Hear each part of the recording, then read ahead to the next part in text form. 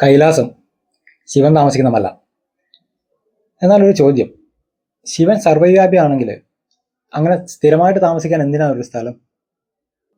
ശിവൻ കാലാതീതനാണെങ്കിൽ എങ്ങനെയാണ് ഭൂമിശാസ്ത്രപരമായ നിയമങ്ങൾ ശിവന് ബാധകമാകുന്നത്? ഇന്ന് നമ്മൾ പറയുന്നത് ശിവനെക്കുറിച്ചല്ല, ശിവന്റെ പേരിൽ ബുദ്ധി അടക്കം ചെയ്ത മനുഷ്യ കപടതയുടെ മഞ്ഞുമലയെക്കുറിച്ചാണ്. ആദ്യം ഈ ദൈവങ്ങളുടെ കെട്ടുകഥയൊക്കെ നമുക്ക് മാറ്റിവെക്കാം. ഇന്ന് കൈലാസം നിൽക്കുന്ന ആ ഒരു സ്ഥലം ലക്ഷക്കണക്കിന് വർഷങ്ങൾക്ക് മുമ്പ് ഒരു കടലായിരുന്നു, അല്ലെങ്കിൽ ഈ യുറേഷ്യൻ പ്ലേറ്റിന്റെ ഭാഗങ്ങളായിരുന്ന ഏതെങ്കിലും സ്ഥലത്തിന്റെ തീരമായിരുന്നു, അല്ലെങ്കിൽ ആ സ്ഥലമായിരുന്നു.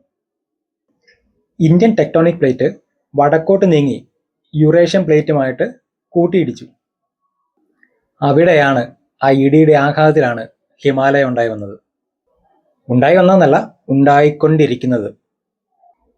അങ്ങനെയാണെങ്കിൽ ശിവന്റെ വീട് ഒരു പണി തീരാത്ത വീടാണ്. അവിടെ ഉള്ളത് ഭൂരിഭാഗവും സെഡിമെന്ററി റോക്കാണ്.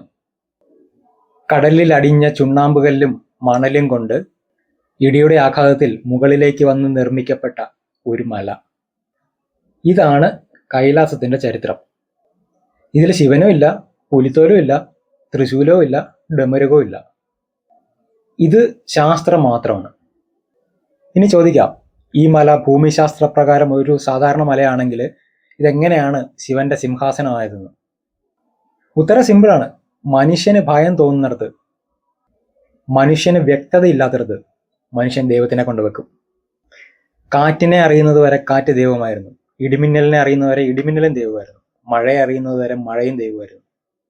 കാറ്റ് വീശുമ്പോൾ ഒരു കൊരണ്ടിപ്പലകയും പിടിപോയ വാക്കത്തിയും എടുത്ത് മുറ്റത്ത് വെച്ചിട്ട് വായുദേവനോട് മരങ്ങൾ കടപുഴക്കിയിടരുത്, വെട്ടിമുറിച്ചിട്ടോളൂ എന്ന് പറഞ്ഞ ഒരു മുത്തശ്ശിയുടെ കൊച്ചുമകനാണ് ഞാൻ. കൈലാസത്തിന്റെ പ്രശ്നം പറയാം. കൈലാസം എന്നുള്ളത് വളരെ റിമോട്ട് ആയിട്ടുള്ള ഒരു പ്ലേസ് ആണ്.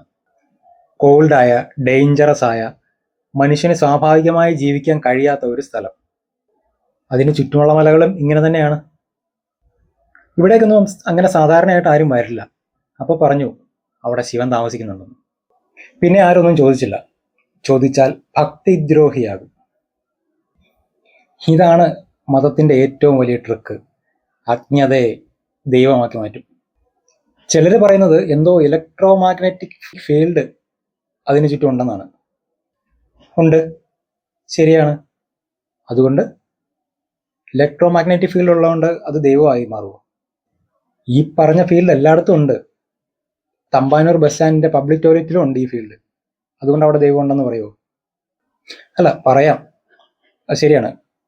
കാരണം എന്താണെന്ന് വെച്ചാൽ ഈശാവാസ്യ ഉപനിഷത്തിന്റെ ആദ്യത്തെ ശ്ലോകം തന്നെ അങ്ങനെയാണ്.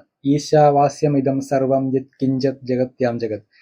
ജഗത്തിലുള്ള സർവ്വ വാഴയ്ക്കായി ഉണ്ടാക്കിയിരിക്കുന്നത് ദൈവമാണ്, അല്ലെങ്കിൽ അതിനകത്ത് ഈ ദൈവം ഉണ്ട് എന്നാണ്. അപ്പൊ സ്വാഭാവികമായിട്ടും ഉണ്ടെന്ന് നമ്മൾ അംഗീകരിക്കുക. കൈലാസം കയറാൻ പറ്റില്ല. എന്താ കാരണം? ശിവൻ കോപിക്കും. സത്യത്തിൽ ശിവൻ ആരാണ്? ടിപ്പിക്കൽ ഹിന്ദു ദൈവങ്ങളുടെ ക്യാരക്ടർ ഉള്ള ഒരാളാണോ നിങ്ങളുടെ ശിവൻ? ശിവൻ ഒരു ശ്മശാനവാസിയാണ്, എല്ലാ നിയമങ്ങളെയും തള്ളിയ ഒരാളാണ്. അങ്ങനെയുള്ള ഒരാള് ഒരു മല കയറിയാൽ കോപിക്കുന്നയാളായി എങ്ങനെ മാറി? ഇതാണ് സത്യം. കൈലാസം എന്നുള്ളത് പൊളിറ്റിക്കലി സെൻസിറ്റീവ് ആയിട്ടുള്ള ഒരു സോണാണ്. അത് നിലവിൽ ചൈനീസ് അഡ്മിനിസ്ട്രേഷന്റെ കയ്യിലാണ്. എൻവയോൺമെന്റലിയും കുറച്ച് പ്രശ്നമുള്ള സ്ഥലമാണ്. ഇത് പറഞ്ഞാൽ പറയും, അതാണ് പറഞ്ഞത് ശിവ സമ്മതിക്കുകയല്ല. ഇത് ദൈവത്തിന്റെ ശക്തിയൊന്നും അല്ലെന്നേ, ഭരണകൂടത്തിന്റെ ഭയമാണ്. ദൈവത്തിനെ അതിനു വേണ്ടിയിട്ട് ഉപയോഗിക്കുന്നേ ഉള്ളൂ. ശിവനെ വിശ്വസിക്കുന്നത് തെറ്റൊന്നുമില്ല, പക്ഷെ അതിനുവേണ്ടി സാമാന്യ ബുദ്ധിയെ കൊല്ലരുത്. നിങ്ങളുടെ ശിവന് മനുഷ്യന്റെ ബുദ്ധിയെ പേടിയാണോ? അല്ല. അങ്ങനെ ആക്കിയതാരാണ്? നിങ്ങളാണ്. ചോദ്യം ചോദിക്കരുതെന്ന് പറയാൻ വേണ്ടി നിങ്ങൾ ശിവനെ ഉപയോഗിച്ചു. സത്യത്തിൽ ഇതല്ലേ ശിവനെ അപമാനിക്കരുത്? കൈലാസം ഇപ്പോൾ അജയമായിരിക്കുന്നത് ശിവന്റെ ശക്തി കൊണ്ടൊന്നുമല്ല, മനുഷ്യൻ ചോദ്യം ചെയ്യാത്തതുകൊണ്ടാണ്. ഇത് ദൈവത്തിന്റെ കഥയല്ല, ഇത് ഭൂമിയുടെ സ്വാഭാവികമായ ഒരു കഥയെ ദൈവത്തിന്റെ കഥയാക്കി മാറ്റിയ മനുഷ്യരുടെ കഥയാണ്. ഞാൻ പറയുന്നത് ദൈവത്തിനെതിരല്ല. ദൈവത്തിന്റെ പേരിൽ ബുദ്ധിയെ, ശാസ്ത്രത്തെ, ചരിത്രത്തെ വളച്ചൊടിച്ചവർക്കെതിരാണ്. നിങ്ങൾക്ക് വിശ്വസിക്കണമെങ്കിൽ വിശ്വസിക്കാം, പക്ഷെ അത് സാമാന്യ ബുദ്ധിയെ താഴെയിട്ട് പൂട്ടിക്കൊണ്ടാകരുത്. നിങ്ങൾക്ക് ഈ വീഡിയോ ഇഷ്ടപ്പെടുന്നുണ്ടെങ്കിൽ ലൈക്ക് ചെയ്യുക, ഇഷ്ടപ്പെടുന്നില്ല എങ്കിൽ ഡിസ്ലൈക്ക് ചെയ്യുക. ഇഷ്ടപ്പെട്ടാലും ഇഷ്ടപ്പെട്ടില്ലെങ്കിലും അഭിപ്രായങ്ങൾ കമൻ്റായിട്ട് രേഖപ്പെടുത്തുക. സബ്സ്ക്രൈബ് ചെയ്യാതെ ആരെങ്കിലും കാണുന്നുണ്ടെങ്കിൽ സബ്സ്ക്രൈബ് ചെയ്യുന്ന കാര്യം കൂടെ ഒന്ന് പരിഗണിക്കുക.